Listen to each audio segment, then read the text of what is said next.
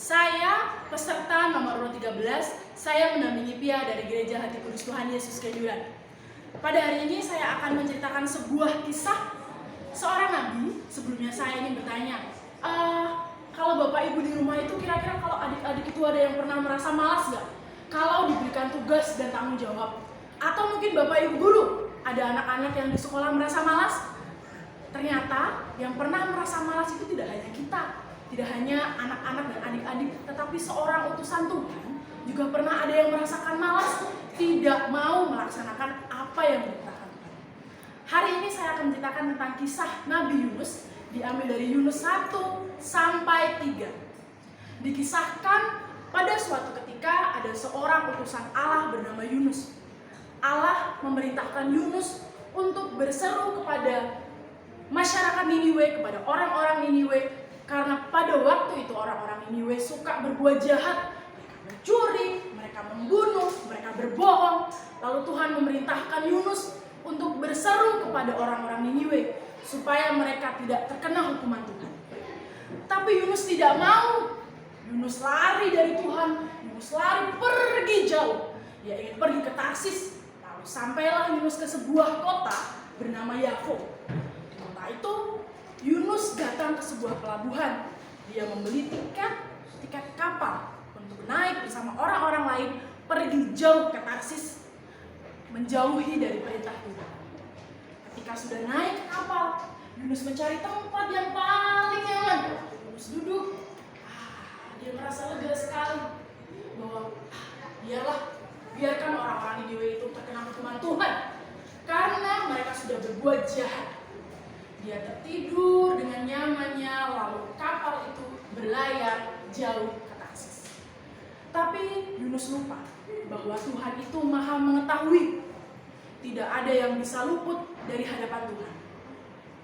Lalu Tuhan menghukum Yunus dengan mendatangkan badai yang besar sekali. Kapal itu terombang-ambing ke kanan ke kiri. Lalu orang-orang berteriak-teriak, Tolong kami, selamatkan kami. Lalu mereka juga berdoa kepada Tuhannya masing-masing. Tuhan, apa yang Kau lakukan kepada kami? Salah kami apa? Selamatkan kami ya Tuhan. Lalu di antara orang-orang yang berteriak-teriak itu, ada seorang kapten kapal yang turun. Dia berusaha mencari solusi apa yang harus kami lakukan supaya kami semua selamat. Lalu dia turun di bawah. Dia ternyata menemukan Yunus yang sedang tertidur. Lalu dia marah kepada Yunus. Katanya, bagaimana bisa kamu tertidur pulas padahal kami di atas sana sedang berjuang untuk hidup?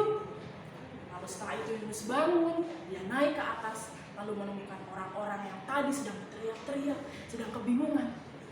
Lalu orang-orang itu mendengar bahwa Yunus adalah bangsa Israel. Lalu orang-orang itu ketakutan dan mereka berteriak satu sama lain. Siapakah engkau? Apa yang kau perbuat sampai Tuhan mengirimkan malapetaka ini kepada kita? Yunus yang menyadari bahwa Tuhan mengirimkan semua ini karena kesalahannya. Dia sadar, lalu dia berkata kepada orang-orang di atas kapal itu. Katanya, aku tahu Tuhan mengirimkan malapetaka ini karena aku. Tuhan tidak suka, tidak berkenan dengan apa yang telah aku perbuat. Lalu Tuhan menyerang kita semua. Buanglah aku, lemparkan saja aku ke laut, lalu badai ini akan berhenti. Tetapi orang-orang itu tidak hanya langsung percaya apa yang dikatakan Yunus. Lalu orang-orang itu saling berunding, bagaimana caranya supaya kita semua bisa selamat tanpa mengorbankan siapapun. Orang-orang itu mulai berdiskusi, lalu mereka mulai membuang apapun yang ada di kapal itu, bagaimana caranya supaya kapal itu menjadi lebih ringan. Dan mereka akan mendayung kapal itu sampai ke daratan, supaya tidak ada yang perlu dikorbankan, supaya semuanya selamat sampai ke daratan. Tapi ternyata badai itu semakin besar, kapal itu semakin terombang-ambing ke kanan, ke kiri, dan semuanya akhirnya mulai putus asa. Lalu mereka akhirnya memutuskan untuk mengangkat Yunus dan membuangnya ke laut. Biu! Yunus dilemparkan ke laut. Lalu saat itu juga badai berhenti.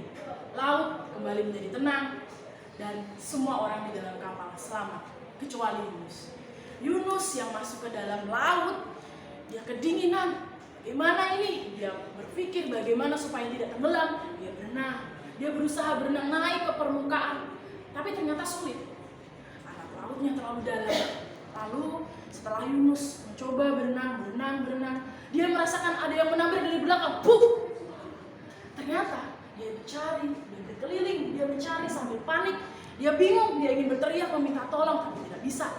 Lalu ternyata dari kejauhan, Yunus melihat ada seekor ikan besar. Ikan itu mulai membuka mulutnya lebar-lebar. Lalu, Yunus masuk ke dalam perut, ditelan oleh ikan itu. Ternyata ikan besar itu adalah ikan utusan Tuhan. Lalu di dalam ikan itu Yunus terombang-ambing ke kanan, ke kiri. Yunus menemukan sebuah tempat, lalu dia duduk. Lalu Yunus berdoa. Yunus menyadari kesalahannya. Dia memohon maaf kepada Tuhan. Dan dia berdoa selama 3 hari 3 malam di dalam perut ikan raksasa itu. Lalu setelah 3 hari lamanya, Tuhan akhirnya berfirman kepada ikan itu untuk memuntahkan Yunus keluar. Yunus keluar dari dalam ikan itu. Lalu di daratan, Yunus mengucap syukur. Yunus berterima kasih karena ternyata apapun kesalahannya, Yunus tetap berdoa dan Tuhan tidak melupakan Yunus. Lalu setelah itu, Tuhan kembali berfirman untuk kedua kalinya kepada Yunus. Berfirman Tuhan kepada Yunus, Yunus, bangunlah, pergilah ke kota Niniwe yang besar itu, lalu beritahukan kepada mereka bahwa aku akan menghukum mereka. Lalu Yunus yang ketakutan itu, dia berkeliling ke kota-kota Niniwe selama 3 hari lamanya sambil berseru, 40 hari lagi kota Niniwe akan dihancurkan. Ketika orang-orang Niniwe mendengarkan itu, mereka mulai ketakutan. Mereka mulai berteriak satu sama lain, bagaimana caranya supaya Tuhan mengampuni kita. Lalu mereka mulai bertobat satu persatu sampai pada saatnya raja mendengar bahwa rakyatnya mulai bertobat dan raja pun ikut bertobat. Lalu Tuhan mengampuni dan tidak jadi menghancurkan kota itu. Nah, adik-adik sekalian, kita belajar banyak sekali dari kisah Nabi Yunus ini, bahwa sekecil apapun tanggung jawab yang diberikan kita, itu kita tetap harus melaksanakannya. Ya, mungkin kita kadang merasa tidak suka dengan tanggung jawab itu. Mungkin kita tidak suka dengan dibagi tugas kelompok, tapi aku tidak mau mengerjakan itu. Tapi kita harus paham, kita harus belajar bahwa ketika diberikan sebuah tugas, itu juga bisa berdampak kepada orang lain. Misal ketika kita tidak mengerjakan, temannya yang lain, mereka juga tidak akan mendapat nilai.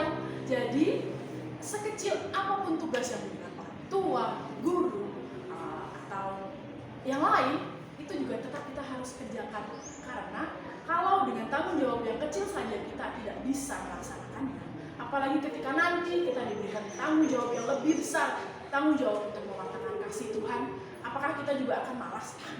Aku nggak mau sekolah minggu, aku nggak mau ke gereja, aku mau nonton Nobita aja di rumah karena jamnya sama, aku mau nonton Doraemon di rumah. Kita tidak boleh seperti itu. Jadi kita belajar dari Nabi Yunus, Tuhan memaafkan tapi juga Tuhan memberi teguran. Sama seperti ketika misal ibu marah kepada kita karena tidak melaksanakan tugas, ibu tidak serta-merta memaafkan tapi memberikan teguran. Misal dengan tidak memberikan uang jajan, tapi tetap memaafkan. Tapi itu adalah bentuk bagaimana ibu menegur kita supaya kita tahu bahwa kita bersalah. Lalu kita tidak akan melaksanakan kesalahan kita lagi. Sekian kisah dari kakak. Semoga kita bisa ketemu lagi di lain waktu. Terima kasih. Selamat siang, berkah.